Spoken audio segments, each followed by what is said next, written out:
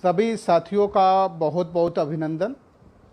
मैं गौतम राणे सागर आज आपके सामने फिर उपस्थित हूँ। देश की हालत जब जब बिगड़ेगी तब तब उपस्थित होना है।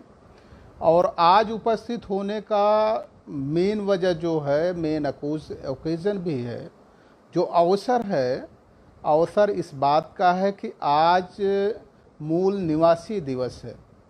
वह मूल निवासी दिवस है जिस मूल निवासी दिवस की पहली मर्तबा घोषणा की गई यूनाइटेड नेशन असेंबली ने इसकी बाकायदा घोषणा की। यूनाइटेड नेशन जनरल असेंबली ने 1994 में इसकी बाकायदा घोषणा की और घोषणा उसने सब commission on the promotion and protection of human rights के तहत किया। और आज वो दिवस है promotion and protection of human rights. अब हमें इस देश में, जिस देश में हम रह रहे हैं, उस देश में हमें देखना है क्या हमारे देश में वास्तविक तौर पे प्रोटेक्शन हो रहा है, ह्यूमन राइट को प्रमोट किया जा रहा है, प्रोटेक्ट किया जा रहा है या नहीं प्रोटेक्ट किया जा रहा है। ह्यूमन राइट को प्रोटेक्ट करने के लिए 3-4 चीज़ें हमें ज़रूर देखना चाहिए। हमारे पास जो सुर्खियां हैं, जो ह्यूमन राइट्स हमें नहीं दिए जा रहे हैं और ह्यूमन राइट्स हमारे वायलेट किए जा रहे हैं, उन सुर्खियों पे हमें देखना ये है कि ह्यूमन राइट्स जो सुर्खियां हैं वो खबरें बन पा रही हैं कि नहीं बन पा रही हैं। और हमारे पास वो सुर्खियां हमारी मीडिया में जा पा रही है कि नहीं जा पा रही है। हमारे पास जो भूख है, भूख वाले पेट को भोजन मिल पा रहा है कि नहीं मिल पा रहा है। हमारे पास श्रम है, श्रम की कोई कमी नहीं, लेकिन क्या हमारे पास व्यवसाय भी वही है? उसी तरह है, जिस मात्रा में हमारे पास श्रम उपलब्ध है उसी मात्रा में क्या हमारे पास व्यापार भी उपलब्ध है? हमारे पास मंजिल है, मंजिल हम डिसाइड कर लेते हैं, लेकिन रास्ते हम अभी डिसाइड नहीं कर पाए। हमारे पास कानून है, न्याय हमको नहीं मिल पा रहा है। हमारे पास संविधान है, बावजूद इसके हमें अधिकार नहीं मिल पा रहे हैं।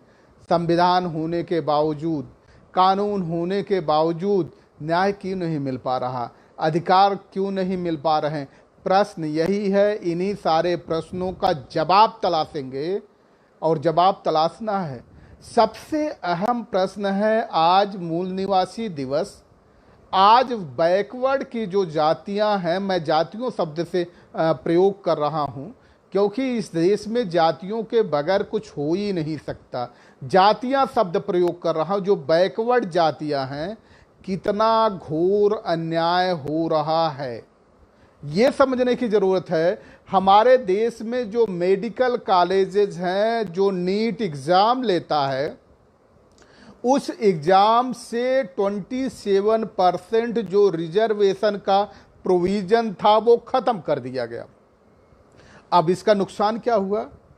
27% जब रिजर्वेशन ख़त्म किया गया तो 1,12,468 पूरी सीट बनती थी जो एमबीबीएस में एडमिशन होने थे, जिसमें से प्राइवेट और इंक्लूडिंग डीम्ड यूनिवर्सिटी से जो जुड़े हुए मेडिकल कॉलेज हैं उनकी संख्या पूरे देश में 260 कॉलेजेज और डीम्ड यूनिवर्सिटी से जुड़े हुए मेडिकल कॉलेज हैं, जिनमें 35,540 लोग एमबीबीएस के बच्चों का एडमिशन होना था। और बीडीएस के बच्चों का, बीडीएस के लिए जो बीडीएस के कॉलेजेज हैं, वो बीडीएस के कॉलेज 263 बीडीएस के कॉलेजेज हैं, जिसमें 23,260 बच्चों को बीडीएस में एडमिशन जाना था। अब हम देखते हैं नीट में जो एडमिशन होने थे, नीट में कुल हमारे देश में 32 ऐसे मेडिकल कॉलेजेज हैं।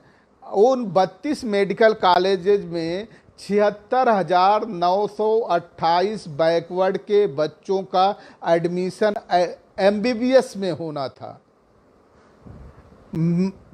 और 313 ऐसे मेडिकल कॉलेजेज हैं जो बीडीएस के मेडिकल कॉलेज हैं, उसमें 26,773 बच्चों का एडमिशन होना था।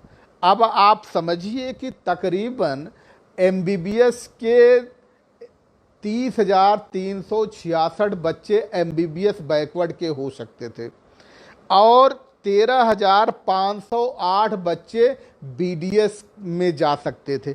इसका मतलब कुल हुआ तकरीबन 42,000 बच्चे एडमिशन से वंचित कर दिए गए हैं। जो मेडिकल कॉलेज में एडमिशन होता वो बाकायदा एमबीबीएस और बीडीएस बन करके निकलते, ये सब पिछड़ी जातियों। अब हम ये देखते हैं कि इनके खिलाफ ये साजिश आखिर क्यों की गई।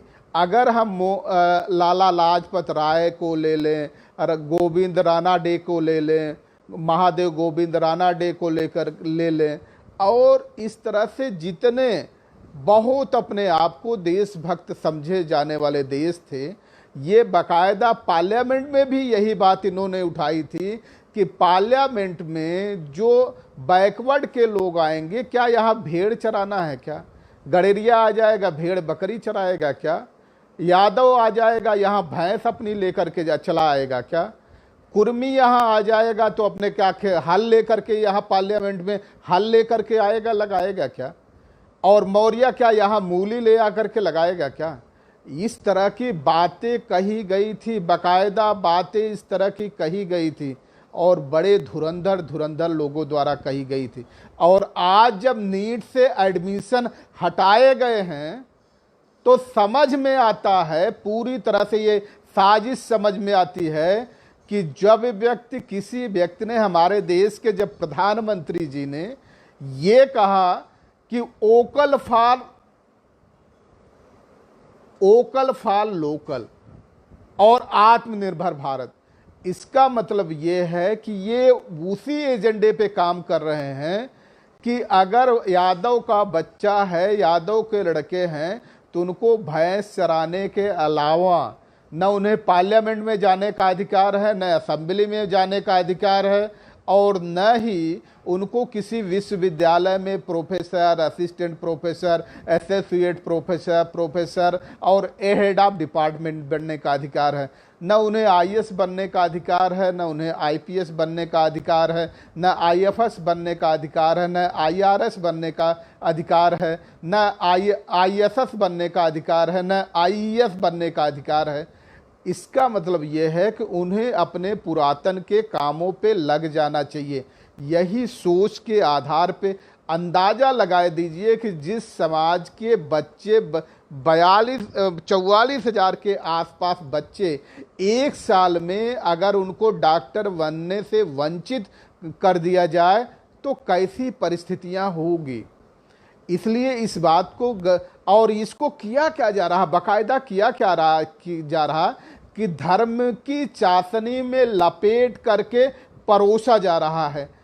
कि धर्म की चाशनी में, अगर हिंदू धर्म के चाशनी में जो भांग पिलाई जा रही है, हिंदू धर्म की भांग जो पिलाई जा रही है, उस हिंदू धर्म की भांग पी करके आप मस्त रहिए। डॉक्टर एमबीबीएस बनने की कोई आपको ज़रूरत नहीं है, बीडीएस बनने की आपको कोई ज़रूरत नहीं है। इस देश को जो महापुरुषों ने काम किया था, जो बीएन राव जी संविधान सभा में थे और जो बाबा साहब डॉक्टर अंबेडकर संविधान सभा में थे, के संविधान सभा नहीं बल्कि ड्राफ्टिंग कमेटी में थे, बाकायदा जो के मुंशी ड्राफ्टिंग कमेटी में थे, इन लोगों ने इसी बात की वकालत की थी कि इस देश को अगर समृद्धशाली बनाना है, इस देश को आधुनिकता के मार्ग पे ले जाना है, इस देश को नैतिकता के मार्ग पे ले जाना है, इस देश को वैज्ञानिक सोच के आधार पे आगे बढ़ाना है और इस देश को तार्किक और मजबूत बनाना है, इस देश को समानतावादी धरातल पे खड़ा करना है। इस देश में अगर ये सारी चीज़ें स्थापित करनी है तो निश्चित तौर पे बैकवर्ड के लोगों को पढ़ लिख करके इस देश के शासन प्रशासन में कम से कम 52% की भागीदारी उन्हें हासिल करनी चाहिए। तभी ये देश तार्किक हो सकता है, तभी ये देश आधुनिक हो सकता है, तभी ये देश वैज्ञानिक दृष्टिकोण पे आगे बढ़ सकता है, तभी यह देश समृद्धशाली हो सकता है, तभी यह देश समानतावादी विचारधारा पे आगे बढ़ सकता है। अगर बैकवर्ड की संख्या कम हुई, जुडिशरी में बैकवर्ड की क्या संख्या है, आईएएस और आईपीएस जो यूनियन पब्लिक सर्विस कमीशन है उसमें बैकवर्ड की क्या संख्या है, ये देखने की ज़रूरत है। आज हमारे देश में इतना ही नहीं, एक साजिश ये की गई, करीब 44,000 बच्चों को, बैकवर्ड के बच्चों को डॉक्टर बनने से वंचित कर दिया गया। और इतनी बड़ी साजिश हो रही हो, इतनी बड़ी साजिश के खिलाफ भी अगर आवाज़ इस देश में नहीं उठेगी तो आवाज़ आखिर उठेगी कब?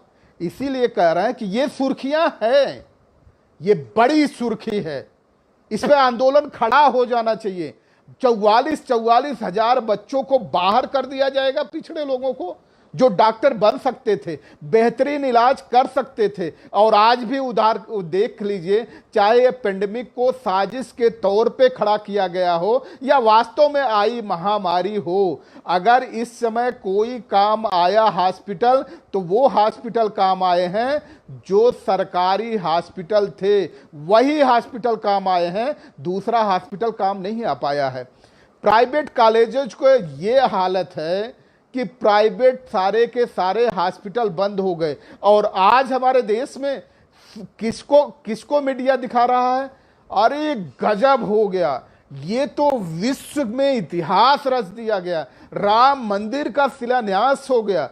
अरे राम मंदिर का अगर शिलान्यास हो गया तो कितने बैकवर्ड के लोगों को रोजगार मिलेगा, कितने बैकवर्ड के लोगों को वहां पुरोत्साही का काम मिलेगा।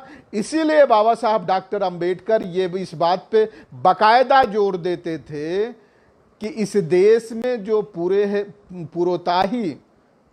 प्रथा है, उस पुरोहित प्रथा को पूरी तरह से समाप्त कर देना चाहिए। यदि अगर ये संभव नहीं है, पुरोहित प्रथा समाप्त कर दी जानी चाहिए, अगर ये संभव नहीं है तो उस प्रथा को वंशानुगत तो बिल्कुल नहीं रहने देना चाहिए।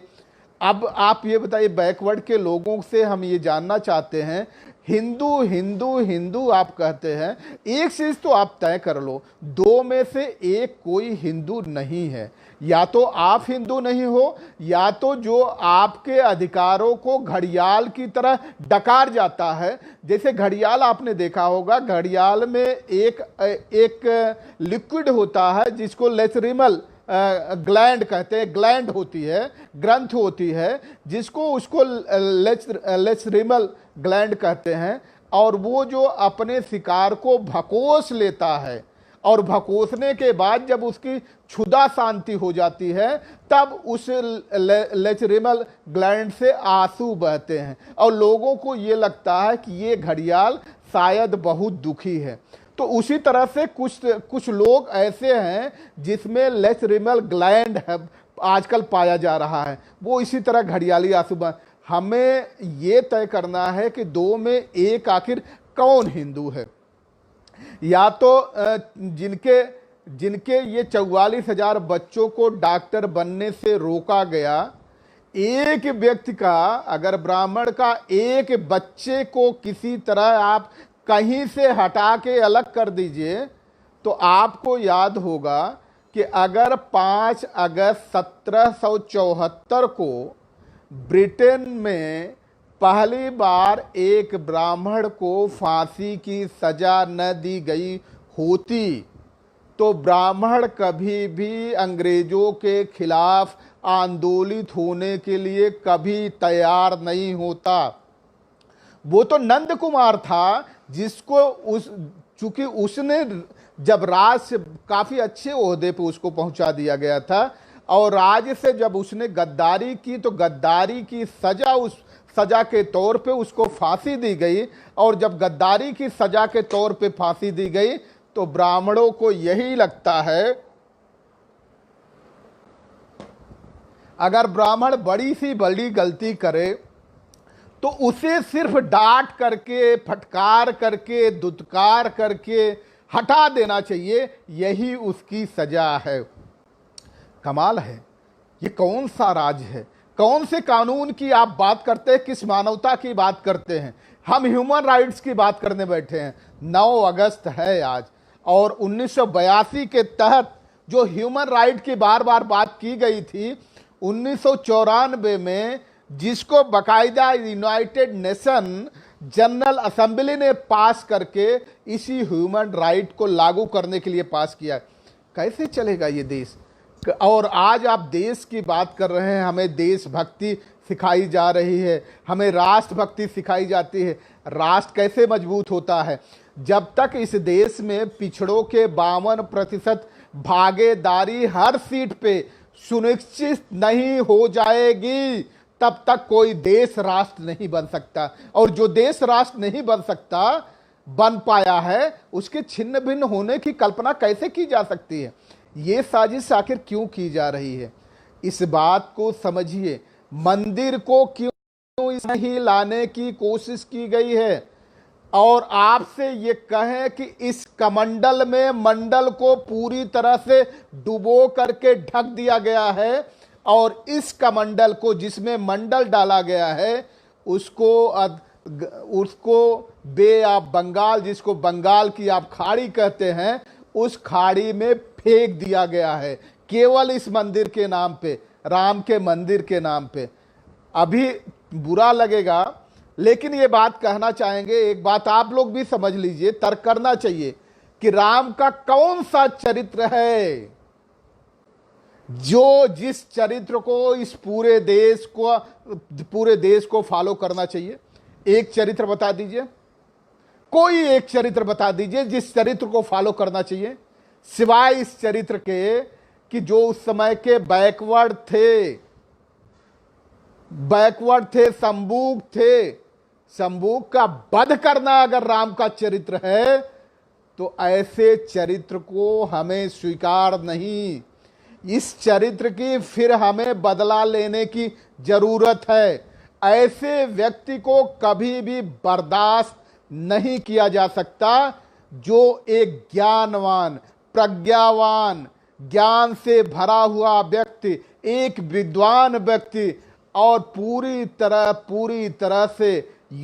पूरी तरह से विपස්සना से ओत-प्रोत व्यक्ति की अगर कोई हत्या करता है तो वो हत्यारा कहा जाता है, मर्यादा पुरुषोत्तम नहीं कहा जा सकता। हो सकता है अंडरवर्ल्ड की संस्कृति रही हो कि साधारण लोगों को मार दीजिए और इसके बाद उसका गुणगान करिए, वो संस्कृति रही होगी, लेकिन आज हमें अधिकार चाहिए। ये 44,000 डॉक्टर तो बनने ही चाहिए। जिसने भी 44,000 डॉक्टरों के प्रवेश से वंचित किया है, वो व्यक्ति, वो सरकार इस देश में 1 मिनट भी उस सरकार के बने रहने का कोई अधिकार नहीं है। आप देखिए, विश्वविद्यालयों की बात कर रहे हैं, प्राइवेट जितने भी स्कूल हैं, उन प्राइवेट स्कूलों से जो फीस वसूली जाती है, आप सुन करके ताजुब करेंगे। उस प्राइवेट स्कूलों से जो फीस वसूल करके आती है, उसकी काउंटिंग है 7,50,000 करोड़ रुपया केवल फीस के तौर पे वसूला जाता है। और इसमें विश्वविद्यालय शामिल नहीं है। इस गलतफहमी में मत रहिएगा कि इसमें विश्वविद्यालय भी शामिल है। विश्वविद्यालय इससे अलग फीस वसूलता है। जो प्राइवेट विश्वविद्यालय हैं, वो 2 लाख करोड़ रुपया हर साल फीस वसूलते हैं। ये जब इतना फीस वसूलते हैं, तो इस देश में जब संविधान ये कहता है free and compulsory education up to higher classes, schedule caste को, बैकवर्ड को, और खास तौर से जो सामाजिक और शैक्षणिक दृष्टिकोण से पिछड़ा हुआ व्यक्ति है, उसे फ्री और कंपल्सरी एजुकेशन दिया जाना चाहिए। तो ये कौन सी ताकत है जो संविधान के प्रतिकूल व्यवहार कर रही है, संविधान के खिलाफ एक अनाचार अपना प्रस्तुत कर रही, दुराचार प्रस्तुत कर रही है, संविधान को ध्वस्त करने की कोशिश कर रही है। जो ताकत संविधान को ध्वस्त करने की कोशिश करती है, वो ताकत कभी भी इस देश की देशभक्त नहीं कही जा सकती। राष्ट्र, किस राष्ट्र की, फिर हम पूछेंगे, जिस राष्ट्र में बैकवर्ड के अधिकार छीन लिए जाते हो, 44,000 बच्चों को मेडिकल, जो डॉक्टर बन करके आते, हॉस्पिटल में जाते, गरीब लोगों की सेवा करते, गरीब लोगों का इलाज करते, गरीब लोगों को मुफ्त में सरकारी अस्पतालों में दवा दिलाते, आज उनको वंचित कर दिया गया। सिर्फ इसलिए वंचित कर दिया गया कि अगर ये रहेंगे तो सरकारी हॉस्पिटल हमें खोलते रहने पड़ेंगे, सरकारी हॉस्पिटल हमें चलाने पड़ेंगे, और वो सरकारी हॉस्पिटल न चला करके प्राइवेट हॉस्पिटल चलाना चाहते हैं। और आज प्राइवेट हॉस्पिटल का आलम ये है कि अगर कोई कोरोना के नाम पे किसी को पकड़ लिया गया, तो जिस तरह से एक डकैत अब एक व्यक्ति को किडनैप करके टेरराइज करता था, उससे रैंसम वसूली करने के लिए उसको टेरराइज करता था, वही आलम आज डॉक्टरों के, प्राइवेट हॉस्पिटल के डॉक्टरों का आलम है।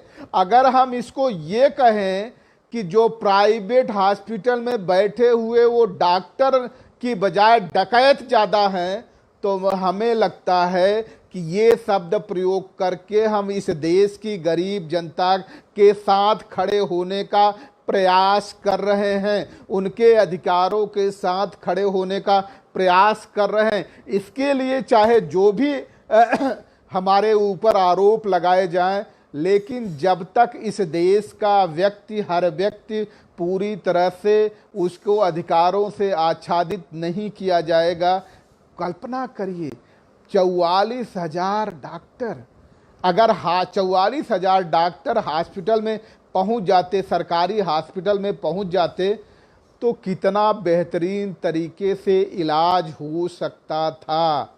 लेकिन उन डॉक्टरों को पूरी तरह से रिजर्वेशन से बाहर करके डॉक्टर बनने से वंचित कर दिया गया। जिस देश में इस तरह के कुचक्र चल रहे हो, जिस देश में इस तरह की साजिशें चल रही हो, जिस देश में इस तरह के छल और छलावे चल रहे हो, प्रपंच और धोखा चल रहा है, प्रपंच और धोखे की असीमित शक्तियां कहेंगी कि हम इस देश को बचाएंगे, ये देश हमारा है, हम इस देश के भक्त हैं, और जो देश के साथ खड़ा होने की कोशिश करे, देश को मजबूत करने की कोशिश करे, उसे देशद्रोही घोषित करेंगे। इसका मतलब ये है कि अब आपको समझने की जरूरत है, देशभक्तों को ही इस देश में वास्तव में अब देशद्रोही करार दिया जा रहा है, क्योंकि इस समय आलम ये है कि देशद्रोहियों के हाथ में इस समय ताकत आ गई है। तो इसीलिए कहते हैं कि हमारे पूर्वजों ने जो तमाम लड़ाइयाँ लड़ी थी, चाहे वो संविधान बनाने की लड़ाइयाँ लड़ी हो, चाहे माता दीन भंगी ने पहली बार 1857 में जो क्रांति की थी, क्रांति का बिगुल माता दीन भंगी ने बजाया था, कोई मंगल पांडे वगैरह ने नहीं बजाया था। मंगल पांडे शंख बजा सकते हैं, क्रांति का बिगुल नहीं बजा सकते। कितना ताकत है ये आप बेहतर समझ सकते हैं। इसलिए उन लोगों ने कहा था, और आज ये गाना बड़ा ही बेहतरीन तरीके से यहाँ प्रयोग करना जरूरी है।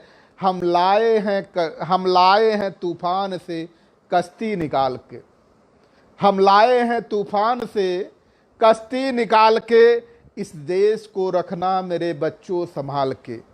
तुम ही भविष्य हो भारत महान के, तुम ही भविष्य हो मेरे भारत महान के, इस देश को रखना मेरे बच्चों संभाल के।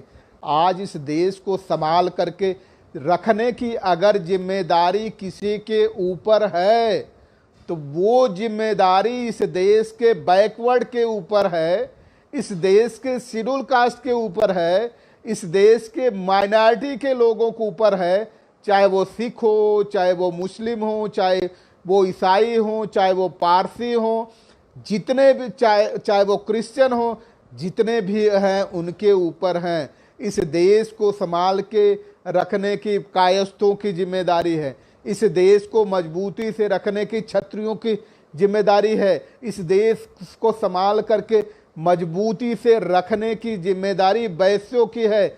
और आज जो स्थितियां पैदा हुई हैं, जो ढिढोरा पीटा जा रहा, कमाल हो गया। गोबर मीडिया के गंवार पत्रकारों ने कहना शुरू किया, ये नाम हमें देते हुए ज्ञान पे एक तरह से ये लगता है कि हम हथौड़ा चला रहे हैं। लेकिन फैक्ट ये है कि ज्ञान पे हम हथौड़ा चला रहे हैं। फैक्ट ये है कि ज्ञान पे हथौड़ा नहीं चला रहे हैं। असलियत ये है कि देश को चलाने के लिए दो चीज़ों की ज़रूरत पड़ती है। पहली चीज़ होती है उसकी मीडिया, और दूसरी चीज़ होती है इंटेलिजेंस।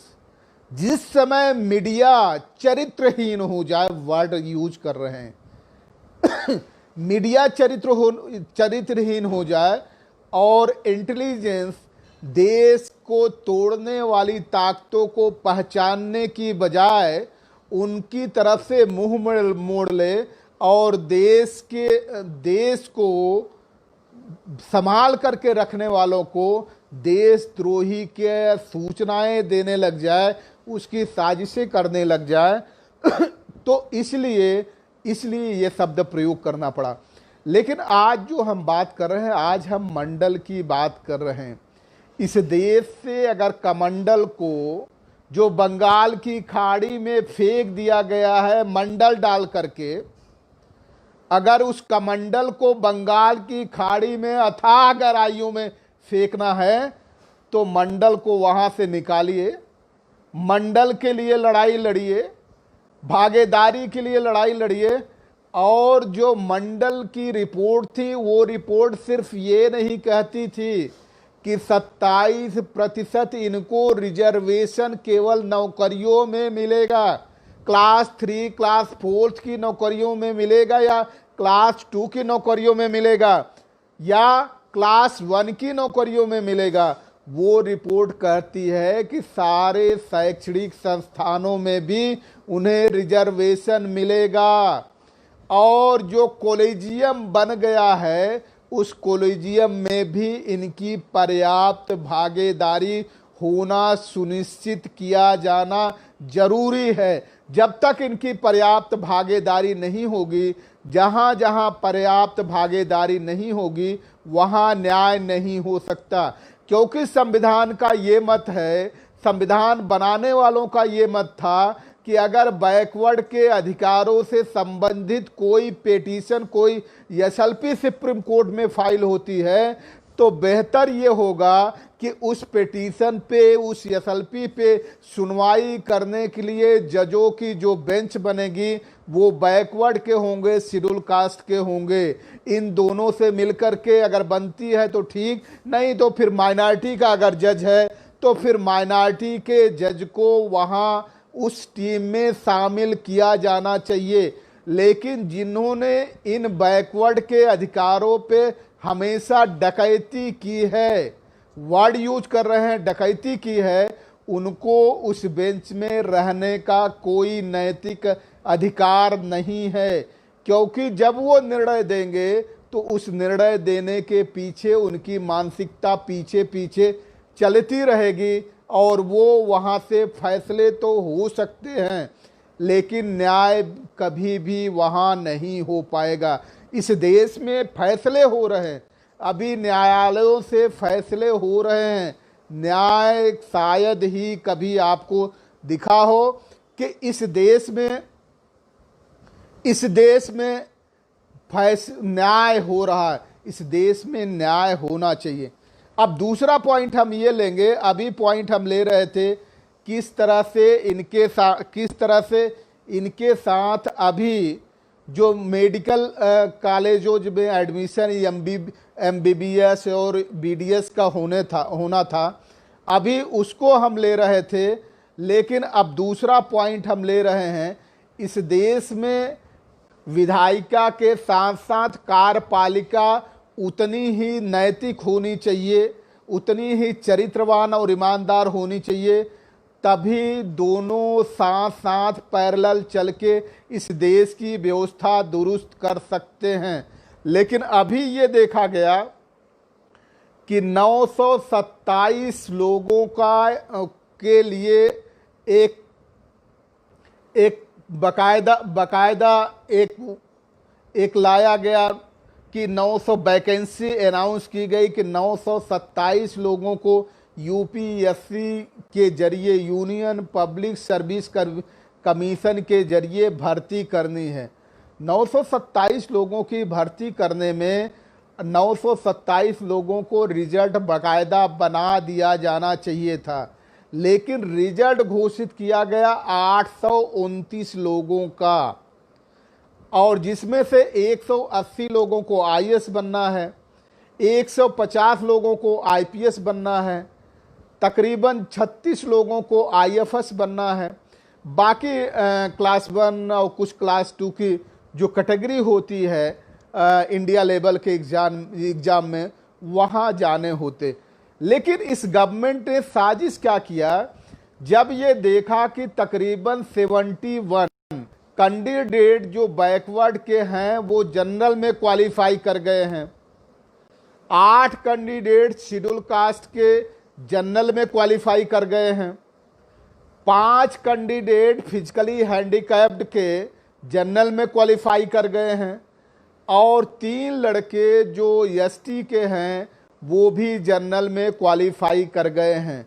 अब इनको ये लगा कि ये जो 98 सीटें अगर अभी अनाउंस कर दी जाती तो उनको मौका न मिलता ये बार्गेन करने का कि अब जो लड़के 71 लड़के जो बैकवर्ड के जनरल कैटेगरी में क्वालिफाई कर गए हैं, अब उनको बार्गेन वो करेंगे कि अगर आप अपने क्लास में, अपने वर्ग में चले जाते हो, बैकवर्ड कैटेगरी में चले जाते हो, तो जो आपकी यहाँ आपकी जो लिस्ट, जो मेरिट, मान लीजिए आपकी मेरिट 600 है, अगर आप अपने कैटेगरी में चले जाओगे तो हो सकता है वहाँ आपको आईएएस और आईपीएस मिल जाएगा, और यहाँ 600 मेरिट लिस्ट पे बने रहोगे तो आपको फिर आईआरएस, आईएएस और तमाम जगहों पे जाने का मौका मिलेगा। आईपीएस और आईएएस आप नहीं बन सकते, ये बार्गेन करेंगे।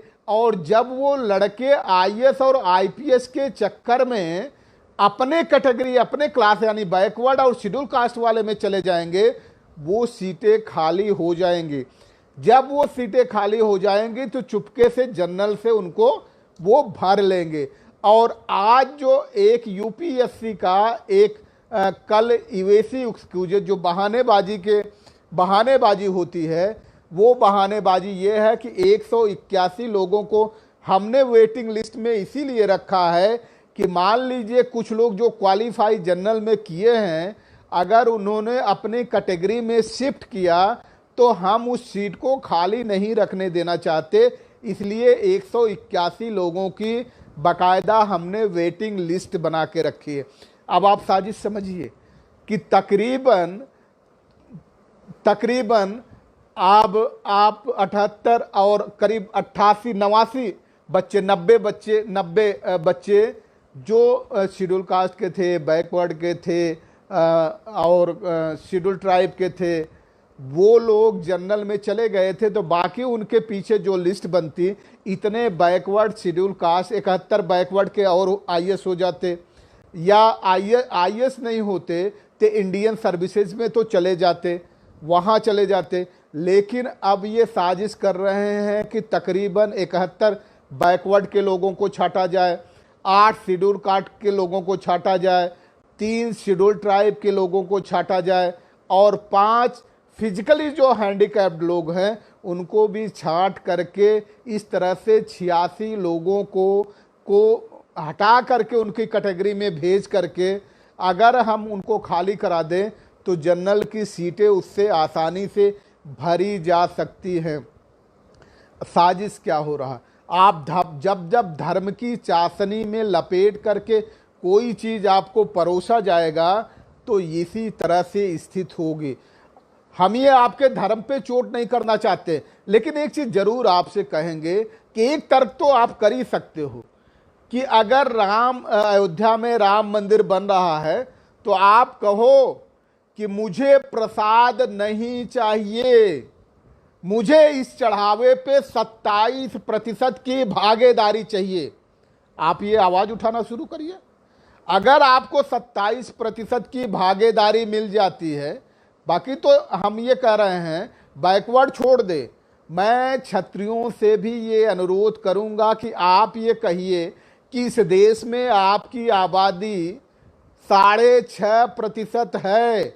आप ये कहिए कि जो भी वहां, राम भी तो रघुकुल रीत के थे, क्षत्रिय कुल के थे। आप बताते हो जितना भी चढ़ावा चढ़ेगा उस चढ़ावे में 6.5% भागीदारी हमारी है। अगर वो भागीदारी देने के लिए तैयार हैं तो मुझे आपके हिंदू होने पर फक्र होगा। मैं भी फक्र करूंगा आपके हिंदू होने पर।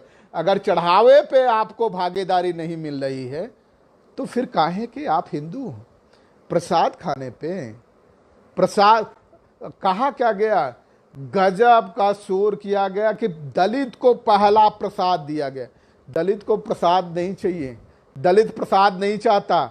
दलित जो है, जो शेड्यूल कास्ट का 3, ये बात कहना इस समय जरूरी है कि 3 शेड्यूल कास्ट, बैकवर्ड और माइनॉरिटी के स्वभाव को समझने के लिए ये बात समझाना जरूरी है कि जिस तरह से तोते को लोहे के पिंजड़े में पालते हैं, बावजूद इसके तोता उस पिंजड़े को काटता रहता है और उसको अगर आप आज़ाद करिए, कहीं खोल दीजिए तो वो फर से उड़ जाना पसंद करता है, क्योंकि तोते को पता है कि उसकी आज़ादी इस पिंजड़े में नहीं है। उसकी आज़ादी स्वच्छंद उड़ने में है, पंख फैला करके उड़ने में है, यहाँ रहने में नहीं है। वो उड़ने की कोशिश करता है, वो शेड्यूल कास्ट का स्वभाव होता है। और बैकवर्ड का जो स्वभाव है, मैं ये बात आपको चोटिल अगर करे तो हम समझ जाएंगे कि हो सकता है आपको कोई बात चोटिल करती है। अगर ये बात आपको चोटिल करती है तो 44,000 जो डॉक्टर बनने से रोका गया है वो बात आपको चोटिल करेगी। और यही चोट हम चाहते हैं कि आपके दिल को जख्मी करे, आपके दिमाग को झंझोड़ करके रखे। यही आपके अधिकार हैं। और बैकवर्ड तीतर के समान होता है, लकड़ी के पिंजड़े में रखा जाता है। उसका मालिक कुछ नहीं, उसको उस समय कुछ खिलाता है जब उसे पता है कि उसके चराने का, उसको जंगल में ले जाने का समय नहीं है, तब आटे की गोली बना करके डाल देता है। और नहीं तो अगर उसके पास समय है तो बगीचे में ले जाता है और पिंजड़े से निकाल देता है। 1 घंटे आधे घंटे आप चरते हो और चरने के बाद जैसे किलको को बोला आप वापस आ जाते हो। परिणाम क्या होता है, आपको लगता है कि यही मेरा स्थान है। अगर आप, प्रकृति ने आपको पंख दिए हैं तो फड़फड़ाने के लिए है। अगर उड़ नहीं सकते तो दौड़ो, दौड़ नहीं सकते तो चलो, चल नहीं सकते हो तो घसीट करके चलो, लेकिन चलो जरूर, अपने मंजिल तक जरूर पहुंचो। ये लक्ष्य जब तक नहीं निर्धारित करोगे आपके साथ इसी तरह से धोखा होता रहेगा। कमंडल आपके बीच में तभी लाया जाता है, 1990 के दशक को भी याद कर लीजिए, जब 1992 में बाबरी मस्जिद को ध्वस्त किया गया था। तो आज जो धर्म की चाशनी में लपेट करके सारी चीज़ों को परोसा जा रहा है, उस समय इससे भी ज़्यादा बुरी परिस्थितियां थी। यानी झंडा बरदार लोग इससे मजबूत थे। लेकिन उस समय एक व्यक्ति ऐसा था इस धरती पे, कांसीराम जी सॉरी, जिन्होंने मुलायम सिंह जी को समझाया और मुलायम सिंह जी से मिलकर के एक नारा बुलंद कराया, मिले मुलायम कांसी राम, हवा में उड़ गए जय श्री राम। एक बार फिर आप मंडल की इसी तरह से मंडल की बिगुल बजाइए। दावे के साथ हम कह सकते हैं कि मंडल का बिगुल बजते ही ये कमंडल पोटली में चला जाएगा, पोटली से बाहर नहीं आएगा। इस साजिश को आप कब खत्म करेंगे? 44,000 डॉक्टर कम नहीं होते और 86 आईएएस कम नहीं होते, जबकि हमारे देश में 745 जिले अभी हैं, वो कम नहीं होते। इसके लिए कब लड़ाइयाँ लड़ी जाएंगी?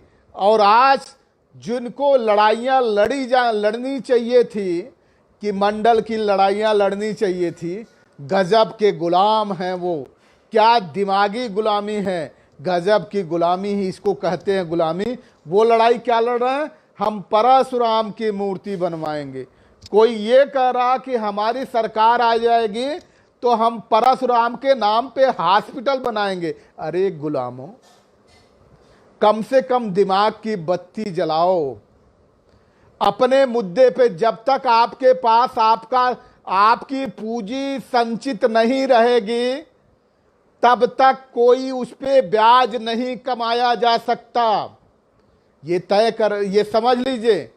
अगर ब्राह्मण आपको वोट करता है तो उसी दशा में वोट करता है जब उसकी डायरेक्ट सत्ता में पहुंचने की क्षमता नहीं होती है। जिस दिन उसकी डायरेक्ट सत्ता में पहुंचने की क्षमता हो गई, वो आपको लात मारना भी पसंद नहीं करता है। बहुत बहुत गुमान था शिवाजी को भी। उनको यह कहा गया कि हिंदू धर्म की रक्षा करने के लिए शिवाजी आए। क्या हुआ? रात तिलक करना हुआ तो एक भी ब्राह्मण नहीं आया, और आया भी तो 10 गुना ज्यादा दाम लेकर के एक कोढ़ी आया। जिस कोढ़ी को आप देखना पसंद नहीं करते, उस कोढ़ी के पैर से, बाएं पैर से आप तिलक करवा रहे हैं। ये है हिंदू धर्म। इसलिए आपसे कह रहे हैं कि आप इस बात को गंभीरता से समझिए कि या तो आप हिंदू नहीं हो या तो फिर वो हिंदू नहीं। एक न एक कोई न कोई तो ऐसा है। मंदिर से आपका काम नहीं चलता। जिस दिन आपके घर में एक आईएएस एक आईपीएस हो गया, आपकी 3 पीढ़ियां तर जाती हैं। एक वो पीढ़ी जिसने उसको जन्म देकर के आईएएस बनाया है, दूसरी उसकी पीढ़ी जो आईएएस बना है, तीसरी उसके आने वाली संतान की पीढ़ी, 3 पीढ़ियां तर जाती है। जिस तर जाने का आप कल्पना करते हो, जिस तर जाने के कल्पना में आप गोते लगाते रहते हो, पीढ़ियां ऐसे तरती हैं। एक पीसीएस भी बना लो, एक आईपीएस भी बना लो घर में, तो 3 पीढ़ियां उस पे फक्र कर सकती हैं। और एक सन्यासी बना लो, जिसको साधु कहते हो, संत कहते हो, और आज उनको बना लो तो घर का कोई भी नहीं पूछने वाला मिलेगा और ये कहेगा कि ये निकम्मा है। निकम्मे के अलावा कुछ भी नहीं होता। इसीलिए वो तो कहते हैं ना हर चले न चले कुदारी, बैठे भोजन दे मुरारी। जब सबसे बेहतरीन तरीका ये है कि आप कमंडल की लड़ाई को ध्वस्त करने के लिए, मंडल की लड़ाई जिस दिन इस देश में फिर बुलंद की गई, फिर 19 का दशक होगा। प्रचंड रथ पे चढ़ने वाले लाल कृष्ण आडवाणी जैसे व्यक्ति को, अरे मोदी तो छोड़ दीजिए, मोदी की कोई अपनी अकल है ही नहीं। 1-2 अकल कोई बता दे। ये जो भी काम मोदी कर रहे हैं वो सारे कांग्रेस की धरातल जो तैयार बुनियाद बनाई गई थी उस पे मोदी काम कर रहे हैं। कोई काम मोदी अपना नहीं कर सकते। अकल नाम की कोई चीज नहीं है। एक ऐसे व्यक्ति को जो आपको क्या हो रहा है? आज हम मुल्ला नसरुद्दीन को देखते हैं। ये उदाहरण देते हुए दिल दुखता है कि हम अपने देश के प्रधानमंत्री को मुल्ला नसरुद्दीन की खिताब दे रहे हैं, लेकिन क्या हो रहा है? वो व्यक्ति लतीफ़े सुनाता है, रोज लतीफ़े सुनाता है, और हमारी गोबर मीडिया के जो गवार पत्रकार हैं वो उसी लतीफ़े को लेकर के आगे बढ़ते हैं। उनसे कभी भी ये प्रश्न नहीं करते कि हम आपकी अगली बात मानने से पहले पिछले जो आपके किए गए वादे हैं उस पे तो समीक्षा कर लें। जब तक पिछले किए गए वादे पे समीक्षा नहीं होगी उसको पत्रकारिता नहीं कहते हैं। सॉरी, पत्रकारिता को समझने के लिए इसीलिए कहा जाता है पत्रकारिता इस देश का जब चौथा लोकतंत्र स्वतंत्र पत्रकारिता को माना गया और हमारे स्वतंत्र पत्रकारिता को माना गया तो ये माना गया कि पत्रकारिता मीडिया नैतिक होगी, लेकिन उससे बड़ा अनैतिक तो कोई है नहीं। और अगर पत्रकारिता को मुक्त कराना चाहते इस देश में, सबसे पहले पत्रकारिता को इस देश में मुक्त कराने की जरूरत है। इस देश में अगर पत्रकारिता को मुक्त कराना चाहते हैं तो सरकार से ये मांग रखनी चाहिए कि जो लाइसेंस उद्योग घरानों को मीडिया के लिए दिए जा रहे हैं वो लाइसेंस बंद होने चाहिए, रद्द किए जाने चाहिए। अब मीडिया का लाइसेंस सब्सक्राइबर बेस्ड होना चाहिए। सब्सक्राइबर डिसाइड करेगा, ये बात सब्सक्राइबर डिसाइड करेगा कि कौन सी व्यवस्था, कौन सा चैनल देखना है, कौन सी खबर सही है, कौन सी खबर गलत है, ये सब्सक्राइबर डिसाइड करेगा, दूसरा नहीं डिसाइड कर सकता। और जब तक उद्योगपतियों को लाइसेंस मिलता रहेगा तो उद्योगपति हमेशा अपने लाभ के लिए काम करते रहेंगे और उसी तरह से काम करते रहे। और जब अपने लाभ के लिए काम करेंगे तो वो हमेशा ये दिखाने की कोशिश करेंगे कि जो प्राइवेट विद्यालय हैं वो कितने अच्छे हैं। सरकारी विद्यालय में टीचर्स आते नहीं, सरकारी विद्यालय में के जो बच्चे हैं उनको ड्रेस है नहीं, सरकारी विद्यालय के बच्चों के पास चप्पल है नहीं। तो ये व्यवस्था सरकार की है। अगर सरकारी विद्यालयों पे बेहतरीन तरीके से ध्यान दिया जाए, इस देश में शिक्षा अब आप ये समझिए कि मंदिर का निर्माण इसलिए किया जाता है ताकि आपके बच्चों का लगाव शिक्षा से हटे, उनका मन शिक्षा से उचट हो, और इसीलिए धार्मिक कार्य बहुत कराए जाते हैं। अभी सावन का मास था, आप जाने क्या क्या लेकर के जाते, महीने भर के लिए निकल जाते, सिर्फ इसलिए सारे बच्चों को इसीलिए ले जाया जाता है कि उनका शिक्षा से ध्यान हटे। और जो लोग धर्म का आपको पाठ पढ़ा रहे हैं, जरा उनके घर की स्थितियां तो एक बार देख लीजिए। उनके बच्चे या तो विदेश में पढ़ रहे होंगे, या टेक्निकल एजुकेशन ले रहे होंगे, या यूनियन पब्लिक सर्विस कमीशन की तैयारी कर रहे होंगे, या यूपी पीसीएस की तैयारी कर रहे होंगे, या बैंकिंग की तैयारी कर रहे होंगे, या मेडिकल की तैयारी कर रहे होंगे। वो फिर ये ढकोसला करने नहीं आते। कम से कम अपने दिमाग की बत्ती तो जलाइए ना, कभी तो दिमाग की बत्ती जलाइए कि आखिर ये कैसे चलेगा। इसलिए हम आपसे कहना चाहते हैं कि जो 44,000 डॉक्टरों को बनने से रोका गया है, पिछड़ी जाति के लोगों को 44,000 बच्चों को डॉक्टर बनने से रोका गया है, इतनी बड़ी साजिश किसी भी देश में नहीं हो सकती।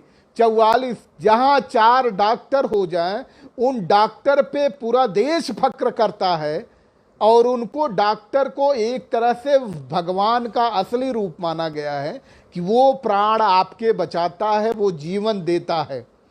लेकिन 44,000 को रोका गया, सिर्फ इसलिए रोका गया है कि वो डॉक्टर आएंगे तो इनकी जो नई नई साजिशें हो रही है, चाहे वो कोरोना के नाम पे, तो वो कहीं सही ये ना बता दें कि जो हॉस्पिटल में लोग आ रहे हैं, हॉस्पिटल में ही कोरोना से मौतें क्यों हो रही हैं, घर पे मौतें क्यों नहीं हो रही। जो व्यक्ति कोरोना से पॉजिटिव है उसकी मौत तो घर में भी हो जानी चाहिए, रास्ते चलते हुए भी हो जानी चाहिए, हॉस्पिटल में पहुंच करके ही उनकी मौतें क्यों हो रही है। ये बात समझने की ज़रूरत है और इसी बात को समझ करके आगे बढ़ने की ज़रूरत है। और अंत में फिर आपसे यही कहेंगे कि जब तक इस देश में पिछड़ों को 52% भागीदारी शासन में, 52% भागीदारी प्रशासन में, 52% भागीदारी मेडिकल में, 52% भागीदारी जुडिशरी में, 52% भागीदारी उद्योगों में नहीं मिल जाता, ये देश कभी भी समृद्धशाली देश नहीं बन सकता, ये देश कभी भी आधुनिक देश नहीं बन सकता, ये देश कभी भी नैतिक देश नहीं बन सकता, और इस देश में वैज्ञानिक सोच कभी भी नहीं आ सकती, तार्किक देश कभी भी नहीं बन सकता। और इतना ही नहीं, जिस मजबूत देश की आप कल्पना कर रहे हैं, ये मजबूत देश भी नहीं बन सकता।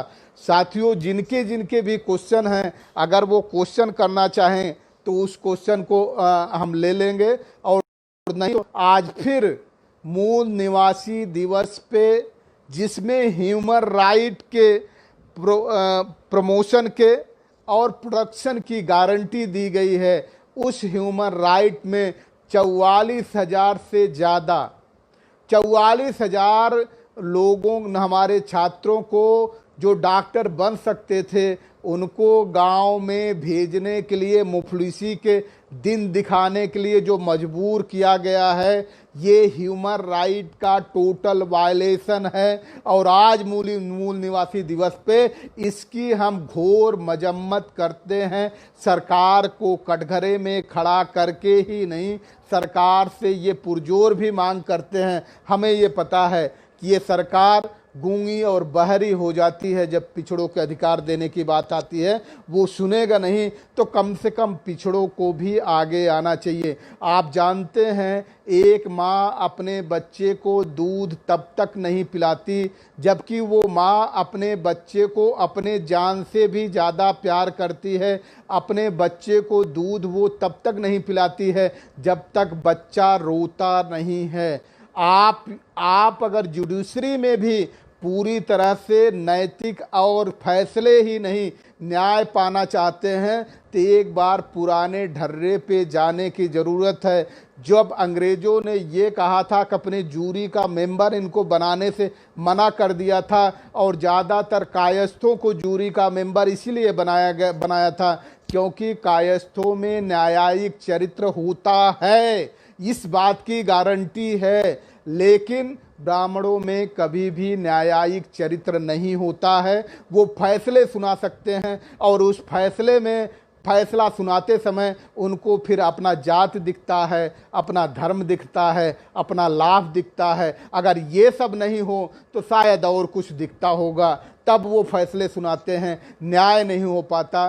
न्याय के लिए कोलेजियम सिस्टम, न्याय प्रणाली पे पूरी तरह से धोखा है, और ये एक तरह से ये कहा जाए तो ये पूरी तरह से न्याय प्रणाली को विकलांग कर रहा है।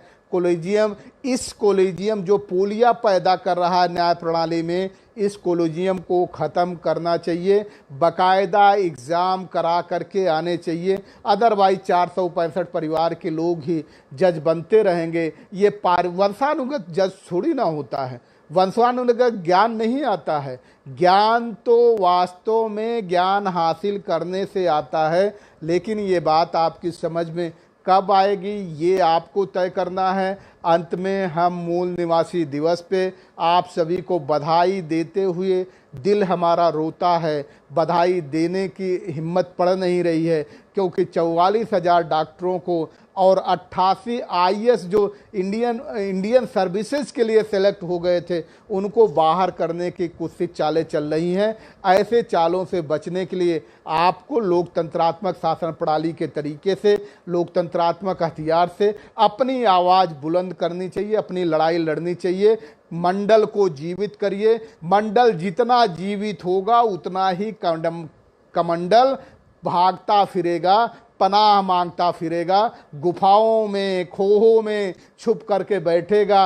वो आपका भाग नहीं बदल सकता। आपका भाग सिर्फ मंडल और इंडियन जुडिशियल अपॉइंटमेंट कमीशन बदल सकता है इस देश का। आप सभी साथियों का हमसे इतने लंबे समय के लिए जुड़ने के लिए बहुत बहुत धन्यवाद। फिर हम आपसे बात करेंगे, नए मुद्दे के साथ आएंगे, ज्वलंत मुद्दे के साथ आएंगे, जो देश को खोखला करने वाले मुद्दे हैं उस मुद्दों के साथ आएंगे। आप सभी साथियों का बहुत बहुत धन्यवाद। सभी को नमस्कार, सब्बा खैर, सत श्री अकाल, नमो बुद्धाय, जय भीम। और जिन साथियों का जो भी अभिवादन करने का तरीका है वो सारे तरीके से अभिवादन करते हुए आप सभी का बहुत बहुत धन्यवाद।